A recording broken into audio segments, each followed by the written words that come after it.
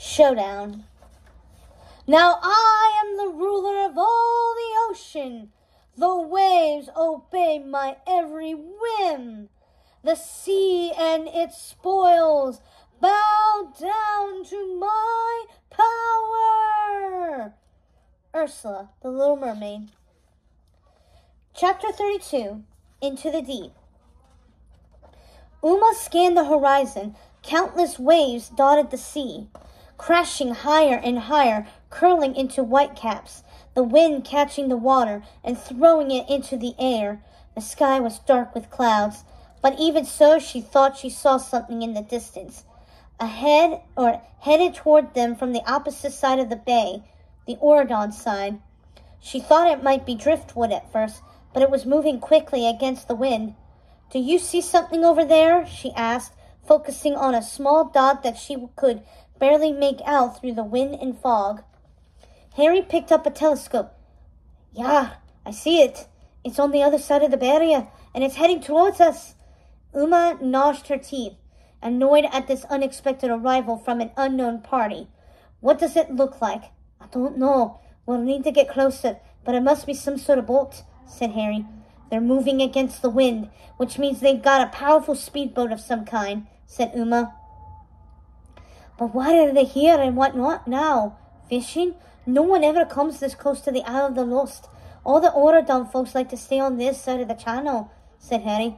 "They know what's good for them." "I don't think they're out here to fish," said Uma. "It's not exactly fishing weather." The waves were taller now, and each time they struck them, the ship was cast upward, then quickly set down again, loudly thumping into the gap between the waves before the next one hit, and sprayed the deck with water. All in all, it was miserable progress, but at least they were moving quickly, just not quickly enough for comfort. Uma took the telescope to monitor the progress of the boat they'd spotted. She had a bad feeling about this. Worse, it began to pour. The skies cracked with thunder, and all around them the air darkened as raindrops pelted the ship. "Harry, can't you make us go faster?" she ordered. The necklace kept tugging toward the right, and it appeared the Triton was somewhere close by, but Goblin Beach was almost endlessly long. "Aye, aye, Captain," said Harry. I believe we've done all we can, sort of throwing over any Axis cargo. A light ship is a fast ship. If either of you would care to jump over the side, or maybe I can make the wind blow a bit harder."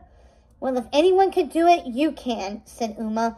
"I'm on it," said Harry, raising his chin and mockingly blowing toward the sails. "There," he said. "Now I've done everything." Uma balled her fists in annoyance. In truth, she knew Harry had done everything possible to get them moving as quickly as their sails would allow. They were cruising at a considerable clip to the other side of the island, but so was the other ship, and there was no doubt now that they were both headed to the same place. Plus, she didn't need the telescope to know it was moving faster than they were. "It's below there," said Uma, as the necklace in her hand began to heat up. "I can feel it. We're at the right place. Can you get us closer?" Harry squinted, measuring the distance. "Too many rocks for this big ship, and with all the sails unfurled, we're moving too fast to navigate those waters. We'll have to anchor and take out the rowboat." He stowed the sails as quickly as possible, while Gil tossed out the anchor. They had to fiddle with it a bit, waiting until the great hook caught hold of the sea bottom. The rope snapped tight, and they were moored. Harry indicated a small boat with only a pair of paddles. "That's all right if you want your Triton. It's the only way into those walks," he said. It didn't look promising, but it was all they had. So Uma, Harry, and Gil clambered into the rickety boat, and Harry and Gil rowed Uma closer to the edge of the beach.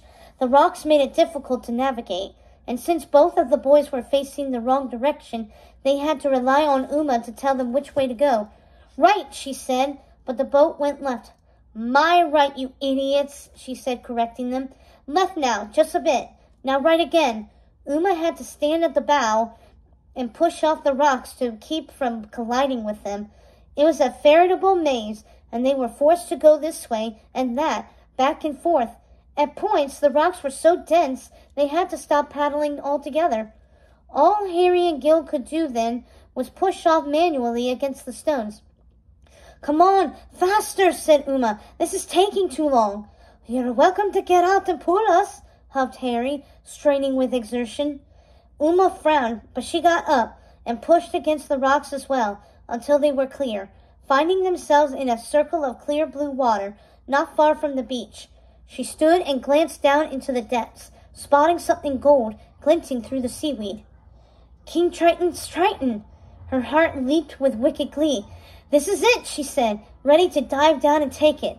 The Triton was hers.